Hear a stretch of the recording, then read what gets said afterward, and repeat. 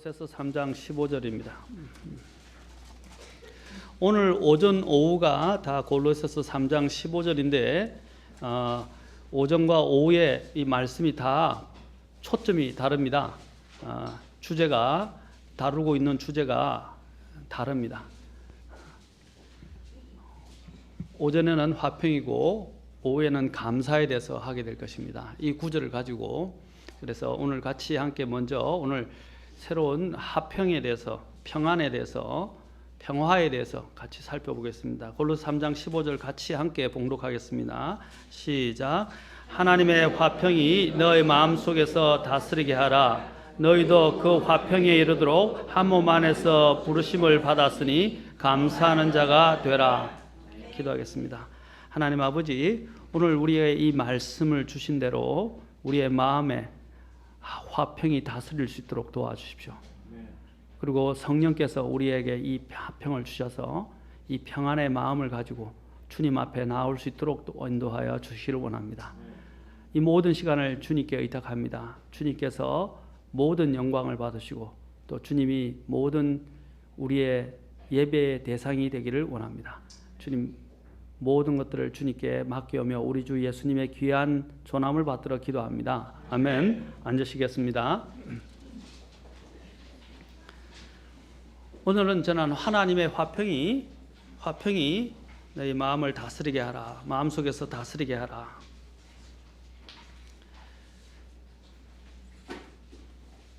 화평은 모든 사람들이 갈구하는 것입니다. 사실 이 화평이란 단어는 성경에서 영어 단어 하나는 peace라고 할 수 있습니다. 여러분이 잘 알고 있는 히브리어로는 샬롬이라고 이야기를 하고 있습니다. 그리고 그리스에서는 에이레네라고 이야기를 합니다. 자, 여기서 이 히브리 단어 샬롬과 그리스 단어 에이레네라는 것은 어떤 전쟁이 없는 이런 완전한 상태, 또 이것들이 우리에게 기본적으로 말하는 것은 일종의 연합을 이루고 또 이렇게 화평 가운데서 하나됨을 이루는 것과도 또 관련되어 있는 단어입니다. 이 성경에서 이 peace라는 영어 단어 하나, 에이레네 또는 샬롬이라는 단어가 원래는 이 단어가 하나인데 우리나라 말로 번역될 때는 좀 뉘앙스가 다 다르다 보니까 한 4가지 종류로 번역이 되었어요. 화평 또는 평화, 평광 또는 평안, 이런 식으로 한 4가지 종류로 지금 각각에 맞게 이렇게 번역이 되어 있는데 다 똑같은 단어입니다. 다 동일한 단어를 지칭함으로써 peace라고 할 수 있습니다. 오늘날만큼 이런 평화의 문제가 대두되어지는 시대가 없는 것 같습니다. 이 평화가 없게 되면 갈등과 분쟁과 논쟁과 싸움이 난무하게 됩니다. 그런데 이 평화의 문제는 너무나도 중대한 문제라고 할 수 있습니다. 우리 집사님이 기도 제목을 낼 때마다 1년 360을 변하지 않고 내는 첫 번째 기도 제목이 뭐냐면 마음의 평안을 위해서 기도해 달라고 이야기하더라고요. 저는 처음에는 좀 이해를 못했는데 나중에 보니까 이해가 가요. 왜냐하면 이만큼 중요한 것이 없어요. 마음의 평안이 다스리지 않는다면 모든 삶은 불안정해지게 되고요, 요동하게 되고요, 안정이 없이 굉장히 방황을 하기가 쉽습니다. 이 평안의 문제는 그 어떤 것보다 중요해요. 또 어떤 형제님은 우스갯소리로 아내하고 싸움을 할 때 말을 아예 안 한다고 하더라고요. 그리고 왜냐하면 말을 해봐야 해결이 안 되고 그냥 가정의 평화를 위해서 그냥 침묵을 지킨다고 이야기하더라고요. 그런데 그것은 결코 저는 바람직하지는 않다고 생각하는데 어쨌든 가정의 평안을 위해서 아내가 순종을 해야지 지난 시간에 우리 한 형제님께서 오셔서 아내들이 순종하는 문제를 가지고 이제 이야기를 하고 아내들이 장식하는 문제를 가지고 몸을 단장하는 문제를 그리고 정숙함에 대해서 이야기를 하니까 요즘의 문제는 아내의 문제보다도 남자의 문제가 더 크니까 목사님 남자들에 대해서도 좀 남편들에 대해서도 설교를 좀 해주시면 좋겠다고 이야기하게 하시더라고요. 그래서 가능하면 제가 이번 시간에 언급을 할 수 있으면 해보겠다고 말씀을 드렸습니다. 이 부부 간에도 또 서로 이렇게 평화의 문제가 대단히 중요한 문제라고 보여집니다. 성경에서 항상 이 평화의 문제는 너무나 중요하기 때문에 이스라엘에서는 서로 먼저 만날 때 항상 우리나라처럼 안녕하십니까? 이게 사실 평안의 문제예요. 우리나라도 왜냐하면 외세의 침략을 너무 많이 받았고 너무 많은 어려움 속에 살았기 때문에 또 다음 날에 사람이 어떻게 될지 참 모르는 그런 어려운 시대에 살았어요. 그 다음 날 이 사람이 어떻게 될지를 모르기 때문에 그래서 어떻게 합니까? 항상 안부를 안녕하십니까? 라고 묻기 시작한 거예요. 이런 우리의 정서와 비슷한 곳이 바로 이스라엘입니다. 이스라엘에서도요, 이런 여러 가지 항상 시리아와 이집트와 또 여러 가지 주변의 바벨론과 이런 주변의 이 강대국들에 의해서 항상 침략을 당하고 또 여러 가지 열방에 있는 사람들에 둘러싸여서 어려운 가운데 있었기 때문에 이들에게서도 안녕의 문제는 그 무엇보다도 중대한 문제였어요. 그래서 그들이 먼저 만날 때 항상 인사하는 법이 뭡니까? 샬롬이라고 이야기하는 것입니다. 샬롬. 예수님께서도 여러분 성경을 보면 예수님께서 제자들을 찾아오시거나 또 제자들을 만나시거나 할 때마다 주님께서 또 어떤 문제를 해결하셨을 때 해 주시는 말씀이 뭐냐면 처음에 찾아서 평안하뇨 라고 주님께서 물으셨어요. 그리고 또한 주님께서 질병에 걸렸던 사람들을 치료하시면서 주님께서 하시는 말씀이 뭐냐면 평안히 가라 라고 말씀하셨어요. 평안히 가라. 그래서 이 평안의 문제는 인간에게 있어서 그 어떤 것보다도 중대한 문제라고 할 수 있습니다. 우리 주님만의 문제나 이스라엘만의 문제가 아니라 또한 사도들이 성경에서 항상 또 여러분 편지를 썼었습니다. 그 편지를 썼던 첫 번째가 이제 우리 성경에 나오는 게 로마서부터 나옵니다. 로마서, 그렇죠? 그 다음에 우리 고린도전서, 갈라디아서 이렇게 쭉 성경에 나오는데 여러분 그 서신서를 보면요, 사도 바울의 서신에 빼놓지 않고 나오는 문제가 무엇입니까? 은혜와 평강이 너에게 있을지어다라고 이야기합니다. 은혜와 평안의 문제, 평강이 이게 똑같은 피스예요. 그래서 항상 사람들에게 제일 먼저만 하나님의 은혜와 그 다음에 예수 그리스도로 오는 그 하나님의 그 평강이 너에게 있을지어다라고 문안한 것을 보게 됩니다. 먼저 우리 로마서 제일 잘 아는 다른 성경 구절에도 쭉 서신서에 나오지만은 로마서 1장 7절을 대표적으로 한번 찾아보도록 합시다. 어떻게 언급을 하고 있는지 로마서 1장 7절에 보면 이렇게 기록되어 있습니다. 바울은 로마에서 하나님께 사랑을 받고 성도로 부르심을 받은 모든 사람에게 편지하노니 하나님 우리 아버지와 주 예수 그리스도로부터 은혜와 평강이 너에게 있기를 원하노라 라고 하면서 항상 peace를 이야기해요. peace be unto you, grace be unto you. 너에게 은혜가 너에게 있고 평화가 너에게 있기를 원한다라고 이야기를 했습니다. 그래서 여러분들이 서신서를 보면 서신서에 항상 서두에 항상 이 문안을 하면서 문안 인사에 반드시 이 은혜와 평안의 문제를 다루고 있다는 것입니다. 왜 이렇게 이 평안의 문제를 다룰까요? 인간이 살아가는 데 있어서 가장 중대한 문제이기 때문입니다.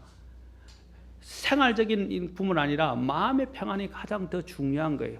그 중에서 가장 더 중대한 문제가 무엇입니까? 하늘로부터 오는 평안을 입는 것입니다. 하나님이 우리에게 평안을 주시지 않으면 우리는 평안을 누릴 수 없어요. 옛날에 제가 잘 부르던 복음성이 있는데 복음성의 가사가 참 마음에 와닿아서 제가 이 설교를 준비하면서 계속 맴돌아서 제가 한번 그 가사를 인용을 해보겠습니다. 그 복음성의 내용이 뭐냐면 제목이 세상은 평화 원하지만 이라는 것입니다. 여기 보면 글에 보면 세상은 평화 원하지만 전쟁의 소문도 늘어간다. 이 모든 인간 고통, 두려움뿐 그 지겨움 끝없네. 그러나 주 여기 계시니 우리가 아들을 믿을 때에 그의 영으로 하나 돼. 아까 유니티를 이야기한다고 그랬죠? 여기 참 잘 해놨어요. 우리가 그의 영으로 하나 돼. 우리가 아들을 믿을 때에 그의 영으로 하나 돼. 하날세 우리는 모두 다 하날세. 그 다음에 우리 주 사랑 안에 사네. 주 우리를 하나로 회복했네. 한 집에 사는 우리 형제자매 아버지와 아들이 하나이듯 우리 하날세. 자, 이게 나중에 이 평안을 다룰 때 이야기를 하겠지만 연합의 문제를 아까 유니티에 대해서 이야기했는데 나중에 형제들 간의 이 평안의 문제도 성도들 간의 서로 안의 평안의 문제도 하나님이 언급하신 중대한 문제이고 명령이라는 것입니다. 그래서 이 평안의 문제를 우리가 빼놓을 수 없을 것입니다. 마지막 때가 되면요, 이 평안의 문제가 그 어느 때보다도 많이 대두됩니다. 지금 유엔이 만들어진 이유가 뭐죠? 또 유로피안 유니티라고 알고는 그 유니온이라고 하는 그 EU가 만들어진 이유가 뭐죠? 그들이 주창하고자 했던 바가 무엇입니까? 항상 이야기하는 것이 평안이에요. 평안. 그러나 이 평안은 인간의 힘으로 이루어질 수 있는 부분이 아닙니다. 그러나 이러한 항상 사람들을 끌어모으기 위한 하나의 중요한 모토로 내세우는 것이 무엇입니까? 평안의 문제라는 것입니다. 특히 마지막 때가 되면 사탄이 바로 이 평안이라는 모토를 사용해서 사람들을 자신에게로 끌어낼 것이고, 이것을 통해서 나타나는 대표적인 나중에 사탄의 인물이 누구냐면 적그리스도라는 것입니다. 적그리스도라는 것입니다. 이 평안이라는 말은 조화, 하나됨, 일치를 의미합니다. 그러나 이 세상이 아무리 평안을 이야기하지만 우리 주님 오시지 않으면 이 평안은 이 세상에 이루어질 수 없습니다. 그 대표적인 우리 UAG나 이 지상의 유토피아를 건설하는 유엔이나 이와 같은 단체들이 평화를 추창하지만 그것은 거짓된 평화입니다. 거짓된 평화예요. 특히 대표적으로 데살로니가전서 5장 3절을 보십시오. 마지막 때 어떤 일들을 이야기하는지 데살로니가전서 5장 3절 우리 같이 한번 보도록 합시다.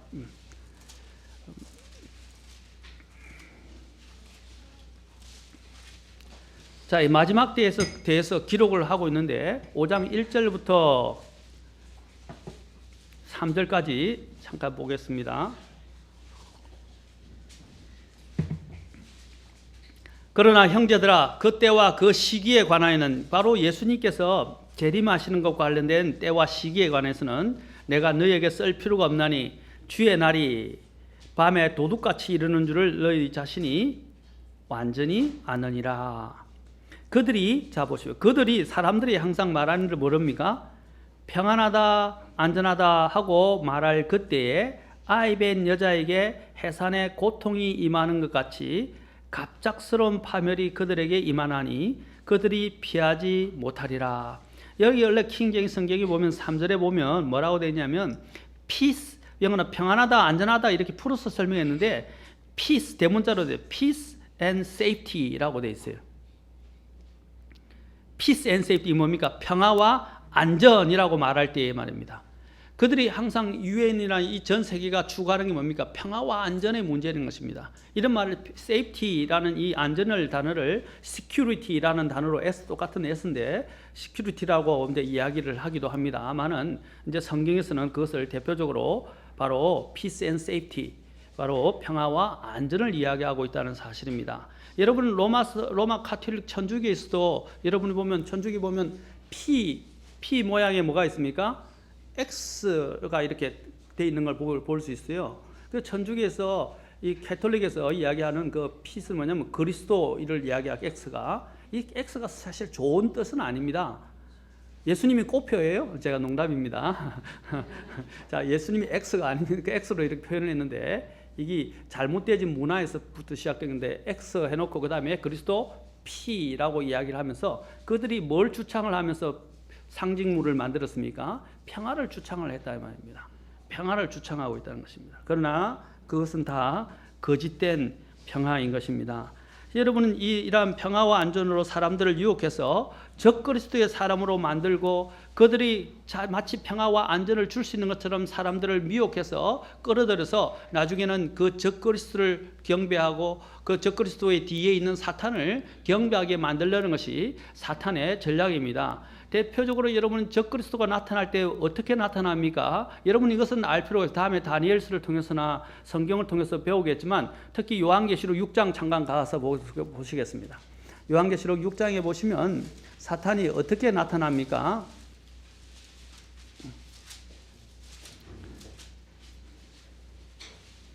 계시록 6장에 보면 여러분 인에 대해서 이야기를 합니다.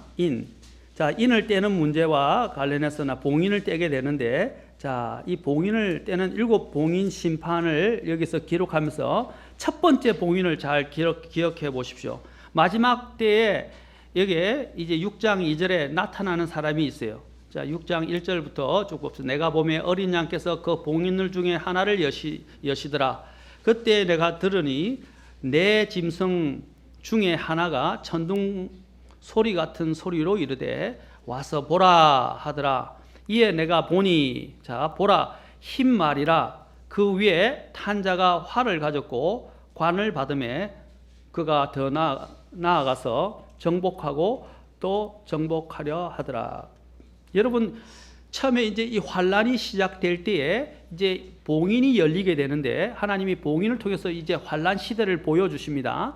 그때 첫 번째 봉인을 떼는데 뭐가 나타납니까? 흰말을 타고 그저 관을 받은 자가 이제 흰말을 타고 등장을 하게 됩니다. 여러분 나중에 다음에 계시록을 더 자세하게 다룰 때 이야기하겠지만 여기 보면 그 위에 탄 자가 뭐를 가졌다고 그랬어요? 활을 가졌어요. 그런데 여러분 자세히 주목해 보세요. 화살이 없어요. 화살이 없죠? 활만 가지고 있어요.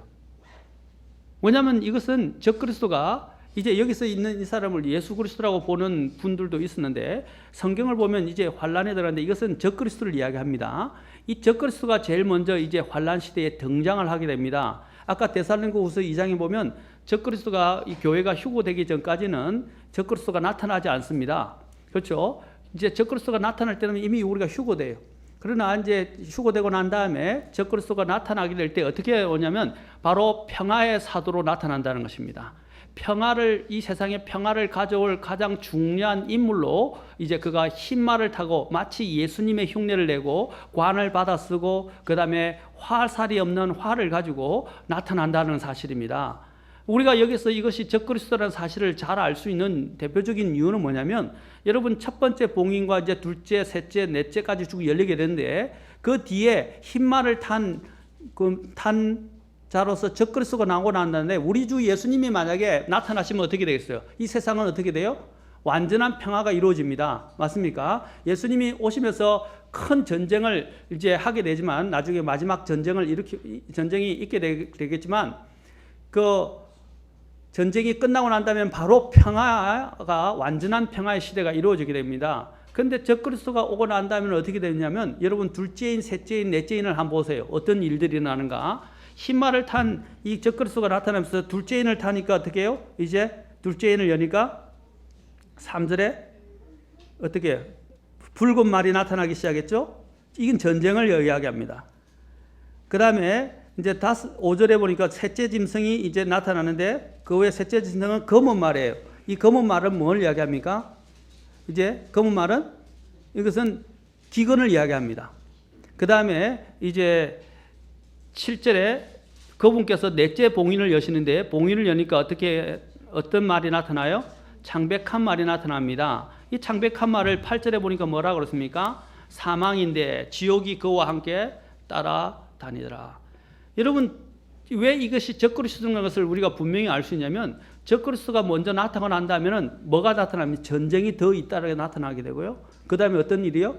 기근이 더 나타나게 되고 그 다음에 사망이 따라오게 된다는 사실입니다. 그래서 우리는 계시록 6장 2절에서 적그리스도라는 것을 분명히 알 수 있고 적그리스도가 나타날 때 어떻게 나타난다고 되어 있습니까? 평화를 가정해서 나타난다는 사실입니다. 평화를. 그런 부분이 대표적으로 또 뭐가 있냐면 다니엘서 9장으로 잠깐 가서 보겠습니다. 제가 이제 종말론을 설교하는 것은 지금 아니기 때문에 일단 여러분들에게 이 중요한 부분들을 이해할 필요는 있습니다. 자, 9장에 다니엘서 9장에 제일 중요한 예언의 모든 예언의 가장 중추적인 역할을 할 수 있는 뼈대라고 할 수 있는 척추라고 할 수 있는 다니엘서 9장에 가 봅시다. 다니엘서 9장에서 보면 9장에 보면 이제 9장 24절에 71회를 하나님께서 이스라엘 백성에게 정하십니다. 71회를 9장 24절부터 이제 71회를 정하시는 그 목적과 그것을 이야기하는데 여러분 잘 보세요. 69일회가 일어난 다음에 마지막 한 일회가 남습니다. 한 일회가 뭐냐면 7년을 의미하는데 이것이 7년 대환란이에요. 이 7년 대환란과 관련해서 27절에 보십시오. 마지막 한 일회에 어떤 일이 일어나냐면 그가 누구냐면 적그리스도를 이야기합니다. 그가 많은 사람과 이 많은 사람은 먼저 대표적으로 이스라엘입니다. 이스라엘 백성과 한 일회 동안 7년 동안 언약을 확정하리니 그 일회의 한중간에 희생물과 보물을 거치게 하며 또 가정한 것들로 뒤덮기 위하여 심지어 완전히 끝날 때까지 그것을 황폐하게 할 것이요 작정한 그것이 그 황폐한 곳에 쏟아지리라 하니라. 자, 여기서 한일은 뭐냐면 여러분들이 적그리스도가 등장할 때 어떻게 하냐면요. 여러분 지금 이 세상에 지금 일어나고 있는 일들입니다. 이제 곧 이것들이 확정적으로 일어나게 될 거예요. 뭐냐면 지금 이슬람과 이스라엘 사이에 뭘 가져오려고 그럽니까? 평화 협정을 자꾸 이루려고 하고 있어요. 그것들을 위해서 지금 시도하는 나라들이 지금 대표적으로 EU하고 지금 그다음에 대표적으로 미국이에요. 지금 미국이 오바마가 그래서 지금 두 나라를 이제 인정하기 시작했죠. 요번에 여러분 유엔에서 두 나라를 인정하기 시작했습니다. 이 두 나라를 인정하면 안 돼요. 원래 이 팔레스타인은 하나님이 이스라엘에게 주신 땅이에요. 맞습니까? 근데 팔레스타인을 인정하면서 두 나라 체제가 되는데 두 나라 체제가 되면 어떻게 해요? 계속적으로 평화가 깨지고 전쟁이 있게 되죠. 갈등과 전쟁이 계속 있게 됩니다. 그 주변에 또 아랍이 있고 그래서 이 아랍, 팔레스타인뿐 아니라 이 아랍과 이슬람, 모슬렘이죠. 그 다음에 이 이스라엘 사이에서 어떻게 해요? 협정을 맺게 하는데 그 평화의 협정을 맺게 하는 주요한 인물이 누구냐면 적그리스도가 될 거예요. 그래서 적그리스도가 이것을 주체를 해서 그가 평화의 사도로 등장을 하게 되고 이 이스라엘과 모슬렘을 뭡니까? 하나로 묶어버리게 된다는 사실입니다. 그리고 그가 어떻게 됩니까? 자신이 이스라엘이 기다리던 메시아로 등장하면서 나타나게 됩니다. 지금 이제 제가 종말론을 설교하려는 게 아니라 마지막 때에는 이 사탄이 이제 이러한 평화를 가장하고 평화를 앞세워서 모든 많은 사람들을 미혹해서 끌어가게 될 것입니다. 우리는 지금 중동과 이스라엘 사이에 있게 된 이 평화협정에 주의하셔야 돼요. 이 평화협정이 맺어지면서 뭐가 이루어지냐면 성전이 건축됩니다. 제3의 그 성전이라고 이야기하는데 이 성전은 어떤 거냐면 적그리스도가 나중에 그 왕자에 앉아서 3년 반이 있고 난 다음에 어떻게 해요? 그 왕자에 앉아서 자기가 하나님이라고 하면서 자기가 어떻게 해요? 경배를 받으려고 그러게 되고 그래서 이스라엘이 이것을 알게 되고 나중에 이스라엘이 어떻게 하냐면 이 적그리스도와 함께 어떻게 해요? 맺었던 그 언약이 파기가 됩니다. 그 파기를 사실 시킨 장군이 누구냐면 적그리스도가 하게 되고 그 사실에 대한 진리를 제대로 알게 돼서 그가 거짓 메시아라는 것을 깨닫고 이제 그와 함께 이제 모든 제위했던 것들을 다 깨트려버리고 광야로 도망가게 되는 것이 이제 이스라엘의 운명입니다. 이스라엘 운명인데 하나님께서 그들을 다 돌보시고 먹이시고 입히실 거예요. 이제 앞으로 일어날 것입니다. 앞으로 곧 얼마 안에 지금 우리는 우리의 눈으로 바로 그것을 보게 될 것입니다. 그 보기 전에 우리는 어떻게 됩니까? 하늘에서 보게 될 거예요. 우리는 그 전에 바로 휴거하게 될 것입니다. 그래서 제가 말하는 것은 마지막 때에 사탄이 항상 사람들에게 거짓된 평화를 가지고 사람들을 미혹한다는 사실입니다. 우리는 이 사실을 주의해야 됩니다. 우리의 평화는 이 세상에서 나타나지 않습니다. 오직 주님이 재림하셔야 가능합니다. 우리 주 예수님은요, 이 땅에서 나타나지 않아요. 하늘에서부터 재림하시게 될 겁니다. 아멘? 그래서 예수님께서 하늘에서 재림하는 것을 우리는 기대이지 이 세상에 어떤 메시아가 나타나고 이 메시아가 여기 있다 저기 있다 그런데 현혹되어서 여러분들은 그 마음을 빼앗기고 그런데 가지 마십시오. 아멘? 여러분들이 정말 하나님의 성도라면요, 하늘에서 음성이 들리게 될 것이고 하늘에서 음성이 들리면서 여러분들은 휴거하게 될 것입니다. 누가 그리스도가 여기 있다 저기 있다 막 미혹돼서 쫓아다니지 말란 말입니다. 우리가 깨어 있으면 하나님의 음성을 듣게 될 것이고 우리가 혼련히 변화되어서 그냥 하늘에 올라가게 될 거예요. 저절로 분리가 되게 될 것입니다. 이 평안이라는 단어가 킹제임스 성경에서 어디에서 제일 먼저 사용되느냐 하면요, 창세기 15장에서 사용되었어요. 창세기 15장에 하나님께서 아브라함의 죽음을 언급하시면서 이 평안한 화평이라는 단어가 가장 먼저 사용되었습니다. 그래서 창세기 15장 15절에 보면 하나님께서 아브라함에게 너는 평안히 내 조상들에게로 가겠고 또 충분히 나이가 들어 묻힐 터이나 라고 말했어요. 여기 보면 평안이 in peace, 바로 평안히 내 조상대로 가겠다 하면서 처음으로 이 평안이라는 단어가 킹제임스 성경에서 사용되는 것을 보게 됩니다. 여러분 감사한 건 뭐냐? 오늘날 우리 부모님, 우리 장인어른과 장모님도 마찬가지고 제 어머니도 마찬가지고 엊그저께 제가 모매님을 신방을 했는데 이순혜 모매님께서 하시는 말씀이 이제 나이가 들었는데 잘 죽어야지. 이제 죽어야지 이 말씀을 하시더라고요. 나이가 들었으니까. 근데 요즘 와서 나이 드신 분들이 하는 말이 뭔지 아십니까? 죽어도 잘 죽어야 된다는 거예요. 자식들에게 폐 끼치고 옛날 말로 벽에 똥칠하고, 그렇죠? 그게 치매를 이야기하는 거죠. 옛날엔 그렇게 표현을 했습니다. 그런데 옛날 치매라는 단어가 없어서 그냥 벽에 똥칠한다고 그러는데, 그렇죠? 노망이 들었다고 이야기를 하게 됐죠. 그런데 이 치매가 오면서 또 심지어는 병석에서 누워서 요양병원이나 많은 가족들이 굉장한 고통을 겪습니다. 암이나 여러 가지 질병으로 인해서. 그래서 요즘 노인들이 오래 삶을 뭐 하냐 하는 것입니다. 오래 살면서 자식들에게, 가족들에게 피해 끼치고 고통당하고 자기도 고통스럽고 가족들도 그러한 여러 가지로 인해서 재정적으로나 수많은 고통을 당하는 그런 모습을 보면서 요즘은 제가 기도하는 게 저희 어머니를 위해서나 저희 장모님, 장인어른을 위해서 기도하는 바가 뭐냐면 주님 오실 때까지, 주님 오실 때가 얼마 안 남았다고 믿기 때문에 주님 오실 때까지 살아 계시도록 기도를 하고 있어요. 저희 우리 오승구 무배님을 위해서도 기도할 때도 그렇게 기도합니다. 그러나 만약에 돌아가시게 되더라도 어떻게 해요? 평안히 돌아가시게 하는 거죠. 그게 굉장히 큰 복이라는 겁니다. 맞습니까? 다른 사람에게 피해 주지 않고 평안히 죽는 것. 여러분 지금부터 기도하는 것도 필요해요. 빨리 죽으라는 뜻이 아닙니다. 빨리 죽으라는 뜻이 아니라 죽을 때 곱게 잘 죽으라 이 말입니다. 근데 죽는다는 이 죽음과 관련해서 오늘 하나님께서 아브라함에게 뭐라고 말씀하셨습니까? 너가 평안히 내 조상들에게 가리니. 이 평안히 죽는 문제는 인간에게서 가장 중대한 문제이기도 합니다. 평안히 사는 문제도 중요하지만 평안히 죽는 문제가 더 중요한 문제예요. 그러면 어떻게 평안히 죽을 수 있다는 것입니다. 여기 보면 시편 116편 15절에 제가 장례식에서도 언급을 했지만 시편 116편 15절에 보면 뭐라고 말씀하십니까? 주의 성도들의 죽음은 그분의 눈앞에서 기중하도다. 아멘. 주의 성도들, 주님 안에서 그 구속을 받은 성도들이 주님 안에서 죽는 것만큼 정말로 복된 것이 없어요. 그래서 마지막에 여러분 책 요한계시록 14장 13절에 보면 뭐라고 말씀하십니까? 이제부터 주 안에서 죽는 자들은 복이 도다 라고 말합니다. 주 안에서 죽는 자들은 복이 도다. 아멘. 죽음은요 인간의 최대의 원수입니다. 죽을 때 사람들은 어떻게 합니까? 안 죽으려고 발악을 합니다. 안 죽고 싶어요. 근데 안 죽을 수 없어요. 한 번 죽는 것은 사람에게 다 정해진 것이에요. 근데 죽을 때 어떻게 죽을 것이냐는 것입니다.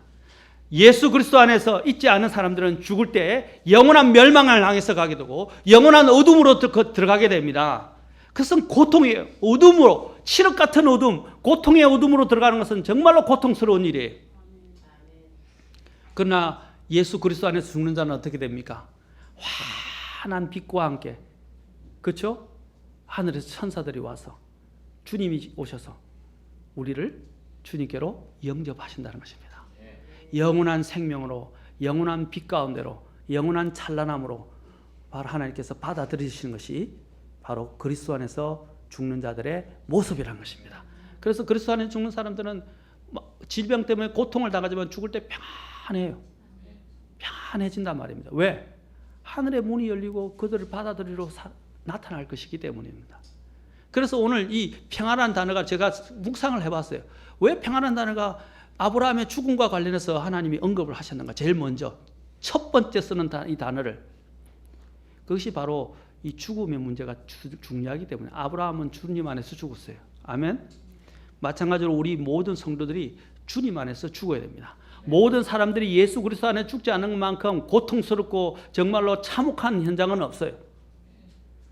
그래서 우리 가족들이 구원받도록 기도하셔야 됩니다. 아멘. 지금 혹시 여러분 부모님들 중에 아직도 예수님을 믿지 않고 지금 병석에 있거나 지금 이제는 죽음을 앞두고 있다면 여러분 기도하셔야 돼요.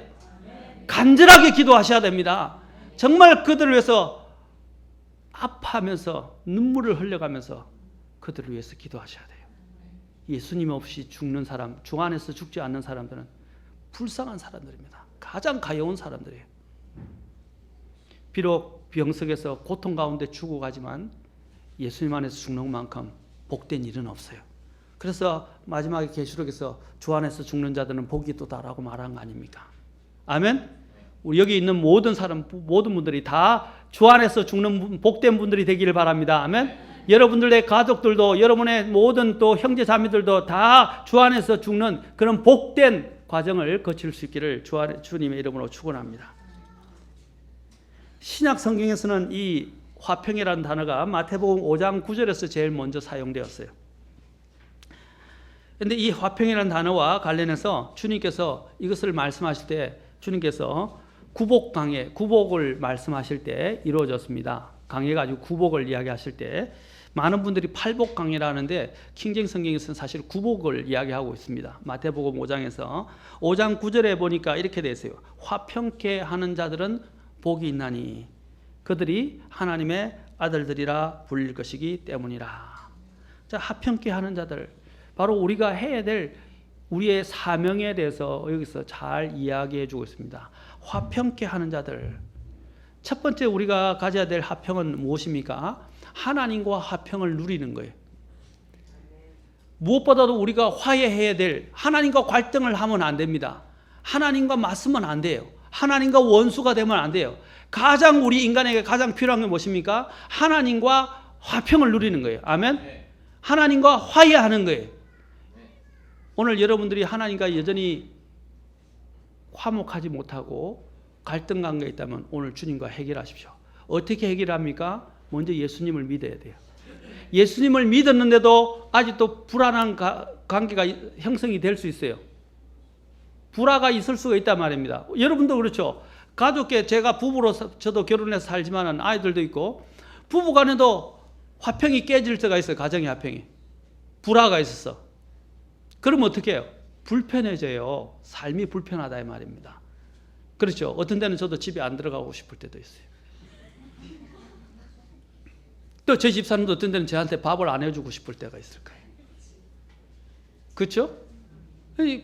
화평이 깨진단 말입니다. 우리 사람이, 우리 아이들이 이제 말을 안 듣고 엄마의 마음을 아프게 하니까 우리 사람이 이제 한 번씩 밥을 안 해줘 버려요.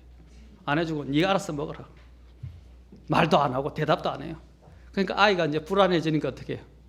지가 주섬주섬 챙겨 먹고요. 나중에는 미안하니까 엄마 옆에 와가지고 엄마한테 말을 씩씩 붙이기 시작하고요. 그렇게 하면서 이제 화평을, 왜냐하면 사람이 이 화평이 깨지면 불안해지게 되거든요. 그러면 모든 생활들이 다 뒤틀리기 시작합니다. 하나님도 마찬가지입니다. 우리가 그리스도 안에서 먼저 화평을 누려야 되지만 우리는 그리스도 안에서 또한 살아가면서 아까 부모와 자식이 형성이 이미 부자 관계가 형성이 되어 있지만 또 모자 관계가 이미 형성이 되어 있지만 그렇죠? 부모와 자식 간이 이런 관계는 이미 형성이 되어 있어요. 그러나 또한 안에 있는 여러 가지 갈등으로 인해서 서로 원만한 관계를 가지 못해서 불화가 일어날 수 있다는 것입니다. 자, 우리가 이와 같아요. 그리스도 안에 있다고 해서 우리가 하나님과 계속해서 화평을 누리지는 못해요. 그리스도 안에서 하나님이 원초적인 이 영원한 죽음에 대한 화평의 문제는 해결해 주셨지만 주님과 살아가면서 가져야 할 이런 화평의 문제가 깨질 수가 있단 말입니다. 맞습니까? 이때는 어떻게 해야 돼요? 우리가 주님 앞에 우리가 잘못하는 경우가 100%지 하나님이 잘못하는 경우는 없어요. 그럴 때 우리는 어떻게 됩니까? 주님 앞에 가서 죄를 자백하고 회개해서 이 문제를 빨리 해결하셔야 돼요. 하나님과 다투어서 이길 수 있는 사람은 없어요. 하나님과 다투어서 행복해질 수 있는 사람은 없어요. 절대로 여러분 하나님과는 불화관계 있도록 하지 마십시오. 특히 죄로 인해서 여러분의 세상적인 이런 욕심으로 인해서 하나님과 관계가 깨어지지 않도록 하셔야 됩니다. 아멘. 로마서 5장 1절에 보면 이렇게 말씀하십니다. 그러므로 우리가 믿음으로 의롭게 되어 우리 주 예수 그리스도를 통해 하나님과의 화평을 누리는도다. 여러분 하나님과 화평은 오직 믿음을 통해서만 이루어질 수 있습니다. 아멘. 하나님과 화평을 첫 번째 우리는 누려야 합니다. 하나님께서 우리를 이렇게 하나님과 화평케 하셔서 하나님이 우리 그리스도인들에게 주신 가장 첫 번째 직무가 뭡니까? 직무가 바로 다른 사람과 하나님과 사이를 중재하는, 화해하게 하는 직무를 하나님이 주셨어요. 아멘. 여러분이 요한복음에 보면 재밌는 일들을 보게 됩니다. 베드로의 형제가 누구죠? 안드레죠. 또 나다나엘의 또 형제가 누구죠? 친구가 누구죠? 빌립이죠. 자, 여러분 여기서 하나님께서 제일 먼저 이 제자들이 구원을 받았을 때 안드레가 먼저 구원을 받았는데 예수님을 따르게 되는데 안드레가 예수님을 만나고 난 다음에 제일 먼저 한 일이 뭡니까? 자기의 시몬 베드로 형제에 가서 메시아 예수 그리스도를 소개하는 일이었어요. 또 빌립이 또 나다나엘을 그렇죠? 나다나엘에 가서 어떻게 해요? 예수님 메시아를 만났다라고 이야기하니까 나다나엘이 갈릴리에서 선한 것이 나올 수 있느냐라고 이야기했을 때 우리 주님께서 나다나엘을 꿰뚫어 보시고 나다나엘에 대해서 말씀하시니까 나다나엘이 신앙 고백을 하면서 주님께로 나오게 됩니다. 자, 그때 이 빌립이 또한 소개를 했죠. 또한 그 이후에 또 여러분들이 수가성에 갔을 때도 어떻게 합니까? 수가성에 갔을 때도 또 사마리아 여인이 물떠러 왔다가 예수님을 만나고 난 다음에 물동이를 버려두고 자기 마을로 들어가서 사람들에게 어떻게 합니까? Come and see, 와서 보라 라고 말하면서 예수님을 소개를 하게 됩니다. 제가 말하는 건 뭡니까? 우리가 예수님을 진정 만나서 하나님과 화평을 누리게 됐다면 화평을 누린 자의 첫 번째 가지게 되는 마음의 소원이 뭔지 아십니까? 내 사랑하는 가족들과 이웃들에게, 친구들에게 바로 예수님을 소개하는 일입니다. 왜냐하면 우리가 화해하게 하는 이 직무를 우리가 맡았기 때문입니다. 이것이 정말 구원받은 사람들의 하나의 특징 중에 하나입니다. 한 특징 중에 하나예요. 저와 여러분이 정말 구원받았다면 이러한 부분을 통해서 우리 주 예수님의 사랑을, 내가 받은 그 사랑을 다른 사람에게 전해 주어야 합니다. 욥기 22장 21절에는 이렇게 말씀하십니다. 이제 너는 스스로 그분을 제대로 알며 또 그분과 평화롭게 지내라. 그래야면 복이 내게 임하리라. 그분과 평화롭게 지내라 라고 말하고 있습니다. 그분과 하나님과 평화롭게 지내라는 것입니다. 이것이 인간이 해야 될 가장 첫 번째 일입니다. 여러분이 다른 사람과 화목하게 하고 화평을 누리는 문제보다 더 시급하고 더 중대한 문제가 하나님과 평화를 누리는 것입니다. 여러분 하나님과 화해하십시오. 하나님과 원수가 되지 마십시오. 등을 지지 마십시오. 구원받았어도 하나님을 불편하게 하지 마십시오. 하나님 앞에서 하나님과의 관계를 바로 잡으십시오. 아멘. 영어로 보면 미국 사람들이 잘 표현하는 말이 있어요. Make right. 무슨 말이냐면 모든 걸 또 올바로 다 세우라는 것입니다. 올바로 하라 이 말입니다. 모든 것을 바로 잡아라 이 말입니다. 바로 잡으라고. 우리가 해야 될 게 뭡니까? 하나님 앞에서 우리의 삶을 바로 잡아야 됩니다. 그래야만이 화평이 우리의 마음을 다스리게 됩니다. 아멘. 오늘 본문에서 뭐라고 그랬습니까? 화평이 너희 마음을 다스리게 하라고 그랬어요. 우리 그리스도의 삶에 있어서 제일 중요한 게 화평이에요. 여러분이 죄 가운데 살고 하나님과 원만한 관계를 살지 못하면요, 마음속에 사탄이 계속 의심을 불어넣고 여러분 마음속에는 자꾸 불안한 마음으로 인해서 어떻게 해요? 여러분의 삶이 평탄하지 못해요. 계속 불안정하게 돼요. 불안정하게 되니까 하나님 앞에는 못 가니까 어떻게 해요? 이 사람 찾고 저 사람 찾고 저런 다른 데서 해결책을 찾으랍니다. 여러분 마음의 중심에서 하나님이 말씀하십니다. 너희가 정말로 평안을 얻기 원한다면 나와 화해하라고 말씀하십니다. 다른 사람과의 갈등의 문제도요, 사실 다른 사람과 갈등의 문제보다는요, 하나님과의 문제일 수가 많아요.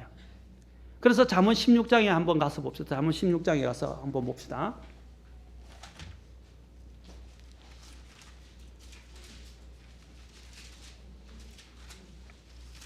자, 잠언 16장에 보면 뭐라 그랬습니까? 7절에 보면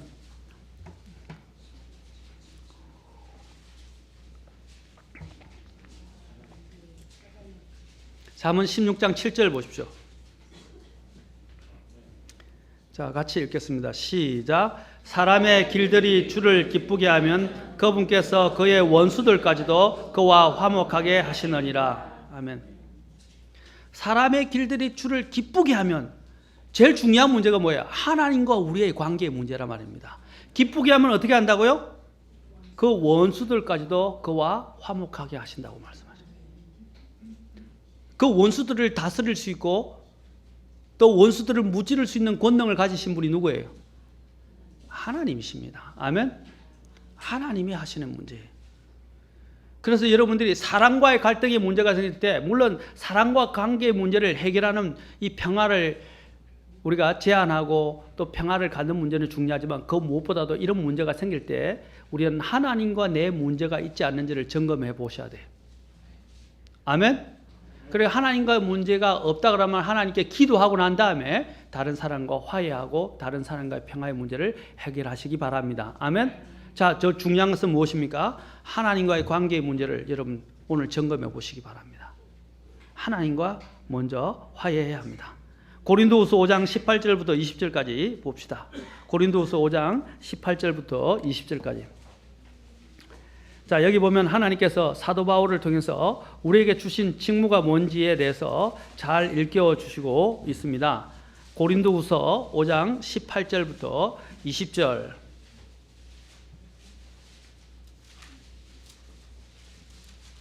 자, 찾았으면 제가 읽겠습니다. 자, 17절부터 제가 보겠습니다. 17절부터. 자, 잘 보세요. 이게 우리의 구원의 문제를 다루고 있습니다. 그런즉 누구든지 그리스도 안에 있으면 그는 새로운 창조물이라. 옛 것들은 지나갔으니 보라 모든 것이 새롭게 되었도다. 우리가 다시 태어나서 완전히 새롭게 되었다고 분명히 여기서 선언하고 있습니다. 그런데 이제 새롭게 되어 난 다음에 그 다음에 우리에게 말씀해 주시는 중요한 직무에 대해서 말해주고 있습니다. 18절 봅시다. 또 모든 것이 하나님에게서 났으며 그분에게서 예수 그리스도를 통하여 우리를 자신과 화해하게 하시고 또 화해하게 하는 사역을 우리에게 주셨으니. 자, 먼저 하나님과 화해하게 하시고 화해하게 하는 사역을 우리에게 주셨다. 곧 하나님께서 그리스도 안에 계시사 세상을 자신과 화해하게 하시며. 자, 하나님이 그리스도 안에서 이 세상을 자신과 화해하게 하는 것이 하나님이 원하시는 가장 큰 뜻이에요. 그 다음에 어떻게 합니까? 그들의 범법을 그들에게 돌리지 아니하시고, 그 다음에 뭡니까? 화해하게 하는 말씀을 우리에게 맡기셨느니라. 이게 복음이에요. 그래서 복음을 뭐라고 부릅니까? 복음을 이야기할 때 복음을 에베소서 6장에 보면 복음을 뭐라고 그럽니까? 그 구약에서 인용을 하면서 복음을 뭐라고 그랬어요? 화평의 복음을 신으로 예배하라고 말하고 있습니다. 화평의 복음의 신이라고 되어 있어요. 이 복음이 뭡니까? 화평의 복음이라고 불려집니다. 왜 화평의 복음이라고 불려집니까? 하나님과 하나님과 갈라졌던 그 인간 사이를 화해하게 하는 것이기 때문입니다. 아멘. 복음만이 사람과 하나님 사이를 화목하게 만들 수 있어요. 그 직책을 하나님이 우리 직무를 우리에게 주셨다는 사실입니다. 아멘. 그래서 우리는 복음을 전하는 일들이 그 무엇보다도 중요합니다. 자, 그래서 20절. 그런즉 하나님께서 우리를 통해 너에게 간청하시는 것 같이 우리가 그리스도를 위한 대사가 되어 그리스도를 대신하여 너에게 간구하느니 너희는 하나님과 화해하라. 하나님과 화해하라. 여기서 너희라는 말은요, 두 가지 의미도 있습니다. 구원받지 않은 사람들에게 말하는 것도 있지만 여기서 너희라는 말은 고린도 교회 성도들을 이야기하는 거예요. 고린도 교회에는 뭐가 있었습니까? 그 안에 당쟁과 불화가 있었어요. 교회가 하나가 되지 못했어요. 나는 바울파, 아볼로파 하면서 서로 은사와 지식의 문제로 인해서 교회가 분당이 생기고 파당이 생기고 서로가 옳고 서로가 잘났다고 이야기했어요. 그래서 어떻게 교회가 하나됨을 이루지 못하게 됐어요.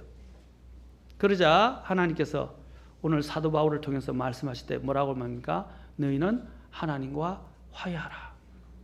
가장 중요한 것은 여러분 사람과의 이런 관계의 화해 문제보다 제일 중요한 게 뭐냐면 내가 하나님과의 관계가 더 중요한 문제입니다. 이것이 선행되어져야 돼요.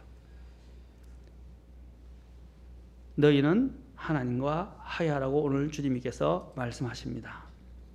예수님께서 이 땅에 재림하실 때까지는 그리고 재림하셔서 주님의 그 반역자들을 주님께서 다 파멸시키시고 이 땅에 그분의 왕국을 세우실 때까지는 절대로 평화, 완전한 평화는 이 땅에 주어지지 않을 것입니다. 그러나 예수님이 재림하시기 전에 하나님께서 우리가 평화를 가질 수 있고 누릴 수 있고 누리는 방법을 주셨어요. 그것이 바로 예수 그리스도입니다. 아멘. 예수 그리스도예요. 주님께서 우리 인간에게 가장 원하시는 게 뭡니까? 예수님께서 이 땅에 오셨을 때에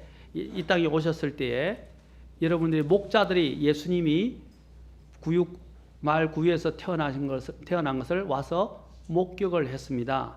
목격을 했을 때 어떤 이야기가 나왔습니까?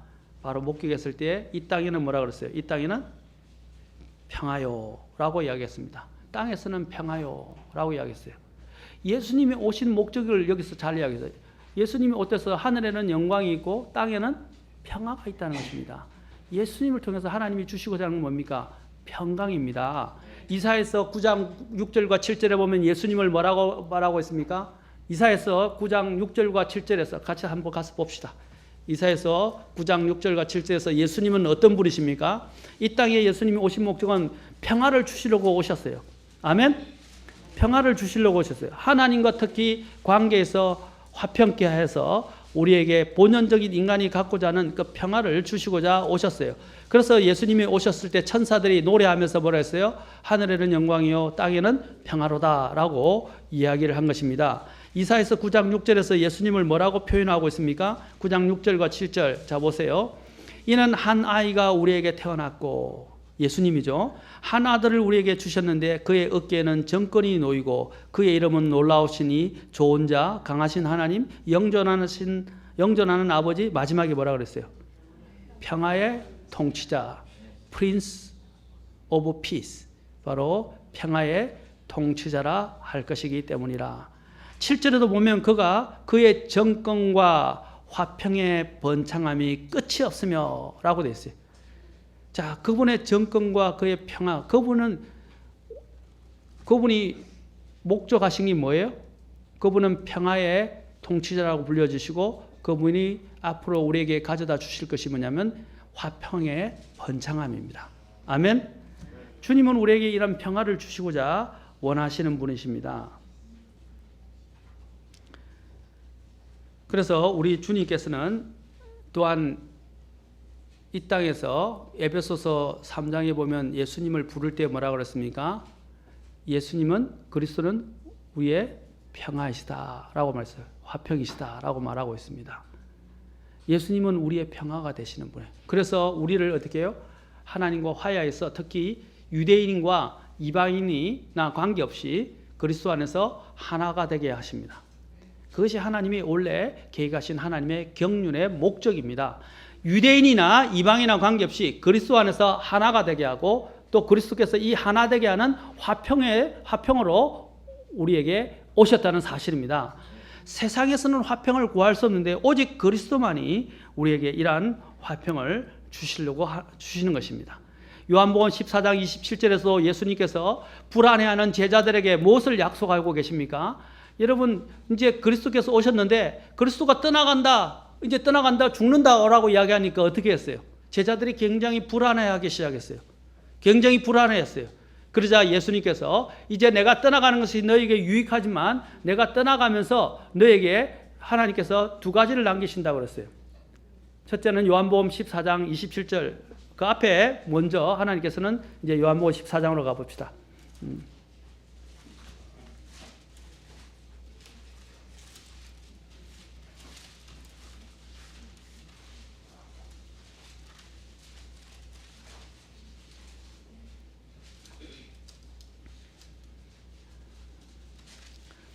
자, 요한복음 14장에서 먼저 주님께서 14절, 16절과 17절에 자 보세요. 내가 아버지께 구할 텐즉 그분께서 다른 뭐라 그랬어요? 위로자를 너에게 주사 그분께서 영원토록 너희와 함께 거하게 하시리니 곧 진리의 영이시리라. 바로 하나님께서 먼저 예수님께서 떠나가시는 문제로 인해서 불안해하는 이 제자들에게 약속하신 것이 바로 무엇입니까? 먼저 성령을 진리의 영이신 성령을 주시겠다고 약속하셨어요. 이 진리의 성령이 뭘 가져다 주십니까? 위로를 주십니다. 위로자라고 그래요. 컴포트. 바로 위로를 주신다는 것입니다. 이 위로가 평안과 관련 있잖아요. 맞습니까? 네, 그 다음에 또한 주님께서 약속하신 것이 27절에 있어요. 27절에 또 보십시오. 자, 26절에서 성령을 이야기하고 27절에서 이 성령과 함께 27절에 평안을 이야기합니다. 26절부터 보겠습니다. 위로자 곧 아버지께서 내 이름으로 보내실 성령님 그분께서 너에게 모든 것을 가르치시고 내가 너에게 무엇을 말하든지 너희가 모든 것을 기억하게 하시리라. 아까 언급했던 16절 17절에 이 성령을 이야기합니다. 그분이 우리 안에 내주하셔서 우리에게 영원한 위로가 되어주시고 우리에게 평안을 주실 것을 이야기하면서 27절 같이 읽겠습니다. 시작. 내가 너에게 평안을 남기노니 곧 나의 평안을 너에게 주노라. 세상이 주는 것과 달리 내가 너에게 주노니 너희는 마음에 근심하지도 말고 두려워하지도 말라. 인간의 가장 적 중에 하나가 아까 죽음과 관련해서 말씀드렸죠. 또 인간에게 가장 큰 문제가 뭡니까? 근심하고 두려워하는 문제였습니다. 특히 메시아로서 예수님이 왔다고 생각했는데 그 제자들이 예수님이 떠나간다, 이제 죽으러 간다 그러니까 어떻게 해요? 우리와 함께 계시던 예수님이 우리를 떠나간다 그러니까 굉장히 불안해지기 시작한 거예요. 두려워하기 시작했어요. 그러자 주님께서 그들에게 내가 성령을 통해서 너희와 함께 영원히 함께 하겠다고 약속하십니다. 그러면서 뭐라 그랬어요? 그 성령과 함께 위로자 성령과 함께 너희 속에 뭘 남겨주신다고요? 평안을 남겨주시겠다. 아멘. 근데 이 평안의 특징이 있어요. 여기 보면 평안의 특징을 27절에서 뭐라고 표현하고 있습니까? 세상이 줄 수도 없다고 그랬어요. 아멘. 이거는 세상이 줄 수 있는 평안의 문제가 아니에요. 그래서 오늘 우리 찬송 부르잖아요. 나중에 나올 내 영혼에 좀 이따 부르기 내 영혼에 거기 깊은 데서 맑은 가락이 흘러나네 평화와 평화로다. 이 평안은 누가 줍니까? 주님만이 주시는 것입니다. 또 내 마음속에 있는 참된 이 평안은 누구도 앗아갈 수 없네. 그렇죠? 그 평안은 누가 주는 것입니까? 이 세상이 앗아갈 수 없는 평안, 세상이 줄 수도 없는 평안, 세상이 알 수도 없는 평안. 이 평안은 오직 예수 그리스도를 통해서 오는 것입니다. 그래서 저와 여러분이 해야 될 가장 중요한 문제는 뭐냐? 예수님을 만나는 거예요. 아멘. 그리고 예수님과 가까워지는 거예요. 예수님과 함께 계속 교분을 나누는 거예요. 그러면 그 평안이 여러분의 마음을 다스리게 되어 있습니다. 아멘. 평안이 여러분의 마음을 주장하기를 원하십니까? 그리스도를 믿으십시오. 그리스도를 믿었는데 평안이 깨지고 있습니까? 여러분의 죄가, 여러분의 불순종이, 여러분의 안에 있는 삶의 문제들이, 여러분의 삶의 의심과 또한 근심들이 여러분의 모든 이 평안을 깨트린다는 사실입니다. 어떻게 되겠습니까? 이 평안을 회복하기 위해서 어떻게 해야 되세요? 주님 앞에 나오십시오. 주님 앞에 여러분의 죄를, 여러분의 문제들을 아뢰시고 또한 주님께 여러분의 문제 해결할 수 없는 문제들은 어떻게 됩니까? 주님께 맡기시기 바랍니다. 아멘. 네. 모든 염려를 그분께 맡기라. 이는 그분께서 너희를 돌보시기 때문이라 그랬어요. 모든 염려를 그분께 맡기라. 왜 불안해합니까? 왜 두려워하십니까? 하나님이 우리에게 아들을 주셨는데, 그리고 아들을 주셨을 뿐 아니라 그 아들을 통해서 하나님께서 우리를 지켜주시겠다고 이 평안을, 세상이 줄 수 없는 평안을 주시겠다고 약속하셨는데 무엇을 두려워하고 무엇을 불안해하십니까? 여러분의 마음속에 평안이 깨어졌다면 근본적인 그 원인이 어디 있는지를 다시 한번 점검해 보십시오. 하나님과 관계를 바로 하시기 바랍니다. 아멘. 그러면 여러분의 마음속에 이 세상이 다시 할 수 없는 그 영혼의 깊은 곳에서 마치 샘에서 깊은 땅 속에 있는 그 샘에서 시원한 생수가 흘러나오는 것처럼 하나님의 평안이 여러분의 마음속에서 흘러나와서 여러분의 마음을 붙들고 저와 여러분의 마음을 주장하게 될 것입니다. 그러면 여러분의 삶이 어떻게 되겠어요? 안정감을 갖게 돼요. 이 안정감은 너무나도 중요한 것입니다. 안정감. 여러분이 삶이 좀 안정된 삶을 살기를 원하십니까? 반드시 그리스도께로 나오시고 그리스도와 화해하시고 그리스도를 통해서 하나님이 주시는 그 평화를 누리시기 바라고, 여러분이 해결할 수 없는 문제라면 어떻게 되시겠어요? 하나님께 맡기세요. 왜냐하면 그분이 우리를 돌보시기 때문입니다. 다음 시간에 우리가 어떻게 해야 그러면 하나님 앞에서 평화를 누릴 수 있는가, 그 과정에 대해서 그 방법들에 대해서 쭉 다음 시간에 계속해서 살펴보도록 하겠습니다. 그 전에 우리는 먼저 또 하나님이 다른 사람과의 화해 문제를 또 성경에서 다루고 있어요. 그 문제를 다루고 어떻게 해야 우리가 화해 이 화평을 우리 마음속의 평안을 누릴 수 있는지 그 비결에 대해서 자세히 살펴보도록 하겠습니다. 다 같이 기도하시고 다 같이 자리에서 일어서시겠습니다.